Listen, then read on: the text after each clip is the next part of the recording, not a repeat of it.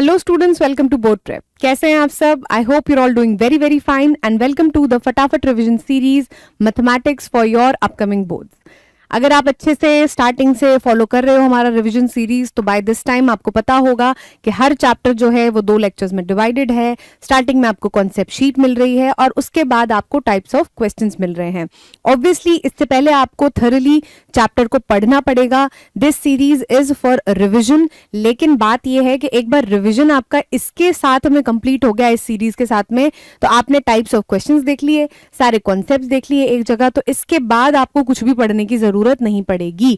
You will be all set for your board exams. तो हमारी series का नाम भाई फटाफट रिवीजन सीरीज है, तो स्टार्ट कर लेते हैं फटाफट से। आज हम स्टार्ट कर रहे हैं आपका introduction to trigonometry, that is chapter number 8 का पार्ट 1। सबसे पहले देखते हैं कि भाई इसमें क्या क्या कॉन्सेप्ट्स लगते हैं।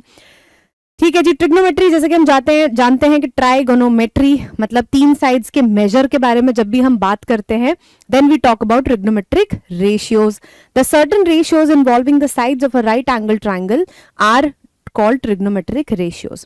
ट्रिग्नोमेट्रिक रेशियोज की हम बात प्राइमरीली मतलब मेनली हम करते हैं राइट एंगल्ड ट्राइंगल में, मतलब एक ऐसा ट्राइंगल जिसके पास एक 90 डिग्री हो, एक हाइपोटेन्यूज हो और बाकी 2 साइड्स जो हैं वो डिपेंड करती हैं कि आप कौन सा एंगल कंसिडर कर रहे हो अदर देन द 90 डिग्री। ठीक है। The trigonometric ratios of the angle A in the right angle triangle ABCC figure are defined as follows। अब क्या किया हुआ है हमने कि हमने 90 डिग्री, ये तो हमें पता है, ABC हमारा जो ट्रायंगल है राइट एंगल एट बी, अब उसमें हम कंसिडर कर रहे हैं ये वाला एंगल दैट इज A, जिसका नाम दिया हुआ है हमने। अब क्या होगा, हम बाकी दोनों साइड्स को इस एंगल के बिना पे नाम देंगे, मतलब कि इस एंगल के साथ में जो साइड होगी, ठीक है, जो साइड होगी जो हाइपोटेन्यूज के साथ मिलके ये एंगल बना रही है, उसको हम कहते हैं एडजेसेंट साइड, और जो साइड ऑपोजिट पड़ रही होगी इस एंगल के, उसको हम बोलेंगे ऑपोजिट साइड। क्लियर? ऑलराइट। इसी के बेसिस पे you have the trigonometric ratios. आपके पास 6 ट्रिग्नोमेट्रिक रेशियोज होते हैं, that is sign, cosine, tangent, cotangent, secant and cosine. Last वाला क्या था? कोसेकेंट। यस, बोल गए मैम, खुद ही बोल गए, मैम को रिवीजन की जरूरत है। ठीक है, तो सबसे पहला जो होता है हमारा साइन, वो आपका बराबर होता है भाई side opposite to the angle upon hypotenuse. ठीक है, in this case it will be BC upon AC। इसी तरीके से आपको कोसाइन मिल जाएगा, जिसमें क्या होता है एडजेसेंट अपॉन हाइपोटेन्यूज होता है। In this case it will B AB upon AC। देखो, AB आपकी एडजेसेंट हो गई और AC आपकी हाइपोटेन्यूज हो गई। क्लियर? उसके बाद यू हैव टेंजेंट। टेंजेंट क्या होता है? टेंजेंट में हाइपोटेन्यूज हट जाता है। टेंजेंट एंड कोटेंजेंट आपके रेशियोज होते हैं जो एडजेसेंट और ऑपोजिट के बीच में रिलेशन देते हैं। तो मतलब यहां पे हो जाएगा opposite upon adjacent, that is BC upon AB। और उसके बाद ये तीनों जो होते हैं आपके ट्रिग्नोमेट्रिक रेशियोज, ये ऊपर वाले ट्रिग्नोमेट्रिक रेशियो से ही कहीं ना कहीं हमको मिलते हैं। मतलब जो कोसेकेंट होता है वो आपका साइन का रेसिप्रोकल होता है, सेकेंट आपका कॉस का रेसिप्रोकल होता है, और टेंजेंट आपका कोटेंजेंट आपका टेंजेंट का रेसिप्रोकल होता है। देखोगे भी अगर ध्यान से तो देखो, कोसेकेंट और साइन को देखो, AC upon BC, BC upon AC। Clear? फिर आप आ जाओ कोटेंजेंट पे, सेकंड पे। सेकंड और कोसाइन आपके क्या होते हैं? उल्टे होते हैं एक दूसरे के, AB upon AC, AC upon AB। And lastly AB upon BC और BC अपॉन AB कोटेंजेंट और टेंजेंट के बीच में रिलेशन होते हैं। ये हमने कहीं मेंशन किए हैं? बिल्कुल किए हैं। रेसिप्रोकल्स ऑफ द रेशियोज कैसे मिलेंगे? कोसेक, साइन का उल्टा करोगे कोसेक मिल जाएगा, कॉस का उल्टा करोगे सेक मिल जाएगा, साइन का उल्टा करोगे कोसेक मिल जाएगा, कॉस का उल्टा करोगे सेक मिल जाएगा, एंड टैन का उल्टा करोगे तो आपको कॉट मिल जाएगा। यहीं पे आपका एक रिलेशन और होता है, that is tan A equals to आपका साइन थीटा या फिर sine A upon cos A। और इसी से हमको एक चीज मिल जाती है, क्योंकि हमें पता है कि कॉट A जो है वो टैन का उल्टा होता है, that means cot A equals to cos A upon sine A। ठीक है, ऑलराइट। नेक्स्ट चीज आपकी बहुत ध्यान देने वाली है कि भाई sine X is a single symbol and sine can not be detached from X। ऐसे आप नहीं लिख सकते कि भाई साइन X प्लस X किया तो साइन को एक्स कॉमन ले लिया और अंदर बच गया साइन प्लस 1। ऐसा बिल्कुल भी पॉसिबल नहीं है। साइन एक्स एक खुद का अपना सिंबल है पूरा, and these two values can not be detached. Basically sine x एक फंक्शन है जो कि एक्स पे लग रहा है। Clear? This remark is true for all the other ratios as well. जैसे साइन एक्स में साइन और एक्स को अलग अलग आप नहीं कर सकते, ऐसे ही आप बाकी सारे ट्रिग्नोमेट्रिक रेशियोज में भी अलग अलग कुछ भी नहीं कर सकते। तो ये वाला जो पार्ट है भाई आपका हो गया रेशियोज पे, ऊपर नीचे कर करा के, मतलब tan theta cos theta in सब की वैल्यूज आपको पता चल गई। इसके आगे देखते हैं भाई कि आपके पास ये वाला टेबल आ जाता है जो कि बहुत इंपॉर्टेंट है। स्पेसिफिक कुछ एंगल्स की हम यहाँ पे बात कर रहे हैं, दैट इज 0, 30, 45, 60 एंड 90। स्पेसिफिक इन्हीं एंगल्स की बात कर रहे हैं, इनमें कोई ऑर्डर नहीं है कि 15 ऐड करते जा रहे हैं, क्योंकि लास्ट में 60 एंड 90 के बीच में 30 डिग्रीज का फर्क है, राइट? तो ऐसा यहाँ पे कुछ भी नहीं हो रहा है, बस यहाँ पे यही स्पेसिफिक एंगल्स हैं, ये आपको रटने हैं दिमाग में, एंड ये वैल्यूज आपकी बिल्कुल क्लियर कट सेट होनी चाहिए दिमाग में। ठीक है, ट्रिक आपकी ये है भाई कि आपको बस एक लाइन याद करनी है, बाकी सारी वैल्यूज आप उसी के हेल्प से निकाल पाओगे। वो कौन सी लाइन होगी? वो होगी आपकी साइन थीटा। साइन थीटा की वैल्यूज अगर आपने 0, रुको पेन वाइट कलर का ले लेते हैं, अगर आपने 0, हाफ, 1/√2, √3/2 और 1 याद कर लिया, तो आप कॉस की वैल्यूज लिख सकते हो। कैसे? जो इस ऑर्डर में लिखा है उसको उल्टा करके इधर से स्टार्ट कर दो, 1 को इधर लिख दो, √3/2 को इधर लिख दो, 1/2 को इधर, 1/√2 को इधर, 1/2 इधर and 0 in the last. Basically sine की वैल्यूज जब आप लेफ्ट टू राइट लिख रहे हो तो उसको राइट टू लेफ्ट लिख दो, तो आपको साइन और कॉस, मतलब साइन की हेल्प से कॉस मिल जाएगा। ठीक, साइन और कॉस की वैल्यूज को, रिस्पेक्टिव वैल्यूज को डिवाइड कर दो तो आपको टैन मिल जाएगा। टैन की वैल्यूज ऐसे लिख के फिर उसको उल्टा कर दो तो आपको कॉट मिल जाएगा। ठीक है, और उसके बाद साइन का उल्टा कर दो, कॉसेक की वैल्यूज मिल जाएंगी, एंड कॉस का उल्टा कर दो, आपको सेक की वैल्यूज मिल जाएंगी। समझ गए? तो बेसिकली आपको सिर्फ साइन को याद करने की जरूरत है, and my personal suggestion is कि अगर आप टैन भी याद कर लोगे तो आपको बहुत हेल्प मिलेगी। क्यों? क्योंकि हाइट्स एंड डिस्टेंसेस में जाके टैन बहुत जगह यूज होता है। तो अगर आपको टैन की वैल्यूज एकदम टिप्स पे याद है तो आपका बहुत सारा टाइम बचेगा, एंड ऑल्सो आप धीरे धीरे जैसे जैसे प्रैक्टिस करते हो ना, तो आपको ऑटोमेटिकली कई सारी वैल्यूज याद हो जाती हैं। बट इन केस पेपर के टाइम पैनिक कर जाओ तो आपको ये चीज पता होनी चाहिए कि हाँ भाई, अगर मुझे सिर्फ साइन याद है तो मैं बाकी सारी वैल्यूज भी निकाल सकता हूं या सकती हूं।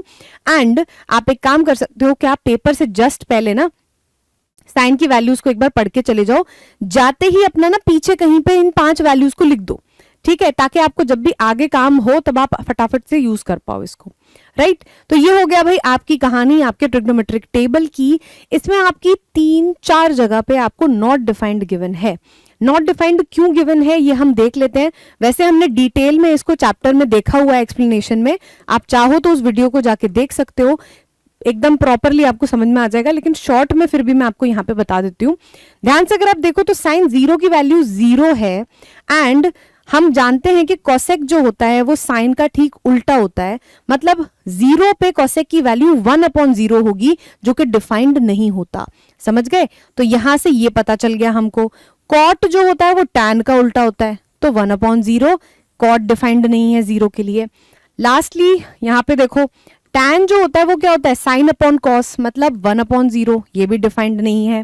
And sec theta is 1/cos, तो ये 0 है यहाँ पे, तो 1/0 ये डिफाइंड नहीं है। समझ गए? तो आपकी चार जो वैल्यूज हैं वो आपकी नॉट डिफाइंड है।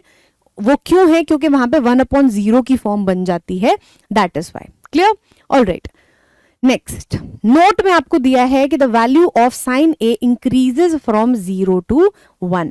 साइन की वैल्यूज अगर आप देखो तो 0 पे 0 मिलती है, फिर हाफ है, फिर 1/√2 है, √3/2 एंड 1। तो कहीं ना कहीं देखा जाए तो जैसे जैसे एंगल्स बढ़ रहे हैं वैसे वैसे साइन की वैल्यू इंक्रीज हो रही है। Next we have the value of cos A decreases. पता ही चल रहा है भाई, 1 से 0 पे जा रही है तो डिक्रीज हो रही है।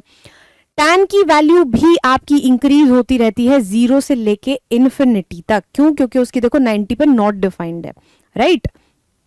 तो जैसे जैसे थीटा 0 से 90 पे जाता है, टैन की वैल्यू भी आपकी इंक्रीज होती रहती है। टैन एक तरीके से कहीं ना कहीं साइन की तरह बिहेव करता है। साइन मतलब साइन ए की तरह। Lastly we have trigonometric identities, जिसपे आपकी लास्ट एक्सरसाइज बेस्ड है, that is sine square A plus cos square A आपका 1 के बराबर होता है। ए की आप कोई भी दुनिया की वैल्यू यहाँ पे रख दो, ये आइडेंटिटीज हैं, ये हमेशा उसको सेटिस्फाई करेंगी। Similarly, we have 1 plus tan square a is equals to sec square a, and lastly we have 1 plus cot square a is equals to cosec square a. ये वैल्यूज आपको याद करनी ही करनी पड़ेगी भाई, इसके लिए कोई भी शॉर्टकट नहीं है। ये हो गया भाई आपका कॉन्सेप्ट शीट। आगे बढ़ते हैं टाइप ऑफ क्वेश्चंस में। सबसे पहला टाइप आपका है ट्रिग्नोमेट्रिक रेशियोज में, दैट इज कि आपको एक कोई स्पेसिफिक रेशियो गिवन होगा और उसके बेसिस पे आपसे कुछ पूछा जाएगा एक्स्ट्रा। समझ गए? तो आपने करना क्या है इसमें, यू जस्ट हैव टू सी कि आपको जो रेशियो गिवन है उसकी वैल्यू क्या है। That is cot theta is equals to 7/8। हम जानते हैं कि भाई कॉट थीटा जो होता है वो किसका रेसिप्रोकल होता है, टैन का रेसिप्रोकल होता है। लेकिन अगर आपको स्ट्रेट फॉरवर्ड वैल्यूज याद है तो भी कोई दिक्कत नहीं है, ठीक है। तो ये हो जाएगा आपका एडजेसेंट अपॉन अपोजिट। रुको, अपोजिट थोड़ा अच्छे से लिख लेते हैं।